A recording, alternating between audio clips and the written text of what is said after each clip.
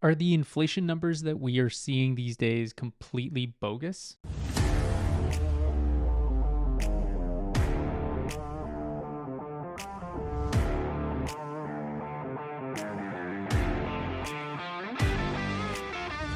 Hi, my name is Adam Nadler. I am the owner of Vision Real Estate. Thanks so much for tuning in again. And if you haven't yet, please feel free to hit the subscribe button below, join our community, and hit that like button to help push this video out to more people like yourself. And if you have any questions regarding real estate in Toronto or the Toronto area, please feel free to click the link in the description below. That'll connect you to a calendar where you can book a quick time to chat with me at a time that is most convenient for you, or feel free to just shoot me an email to adam@visionrealestate.ca. Any question that you have, and I will send you a custom video response within 24 hours. All right, so inflation's been a huge hot topic for the last year or so, and everyone has been saying whether or not it's higher or lower than the actual numbers that are coming out from the Bank of Canada is a hugely contentious subject. And one person that I actually really wanted to focus on today is an economist, Benjamin Tal. He is the chief economist at CIBC, somebody who I personally follow. I always really like his opinion. I think he gives a very balanced opinion. In this case, I don't know if he's right, because I've always had the feeling that inflation is actually higher than what the numbers are being posted, but he has a different take on it. Take a listen to this. The Bank of Canada is raising interest rates to fight inflation, which means that interest payments on mortgages are rising, which is a big part of the inflation story today, as you suggested, rising by 26%. This is big because you might suggest that the rising interest payments is not exactly inflationary. It's actually disinflationary because it's slowing down the economy. In addition, remember, in many cases from variable rate mortgages, as we discussed in previous occasions, the actual payment is fixed. What rises is interest payments, while principal payments goes down. But guess what? Principal payments are not part of the CPI. Interest payments are part of the CPI.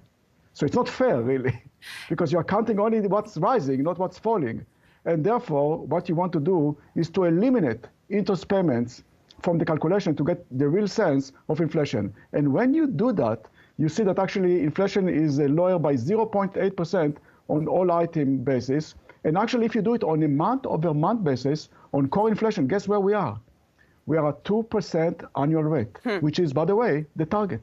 Now, those are his thoughts, but let me know your thoughts in the comments below. Do you believe that inflation is actually higher or lower than the numbers that are being posted right now by the Bank of Canada? Because after all, that is what is going to be affecting housing prices, and whether or not the Bank of Canada is going to keep the key interest rate at where it is right now, which is 4.5%, or raise it or lower it. But we do know that we are currently on a pause. And so while people are estimating whether or not it's going to creep up a little bit or start to cut sooner than we expected is up for grabs, my opinion personally is that we are going to be seeing a long pause, and we probably won't see interest rates move for the rest of this year. And in fact, I am so confident in that opinion that I actually made a bet with somebody in the comment section at one of my more recent YouTube videos who believed that interest rates were still going to shoot up.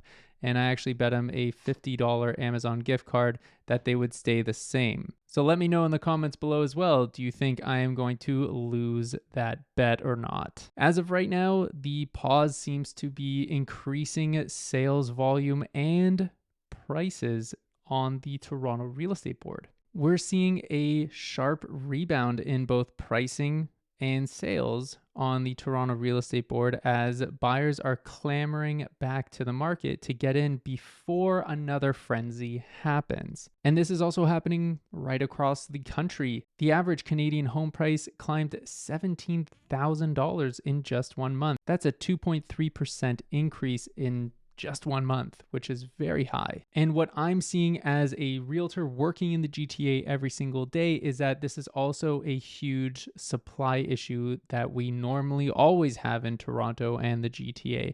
We just don't have anybody listing their home for sale. There's been no doom and gloom foreclosure collapse of some kind where we saw a tsunami of power of sales hit the market or anything like that.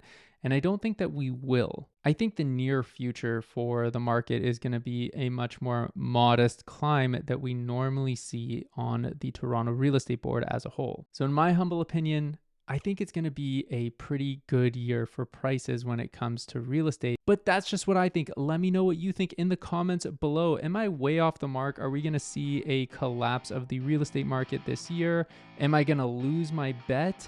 And is Benjamin Tal wrong, or is he right on the mark? Thanks again for tuning in, and I'll see you next time. If you like that video, click the subscribe button on the right, or feel free to enjoy another video here on the left.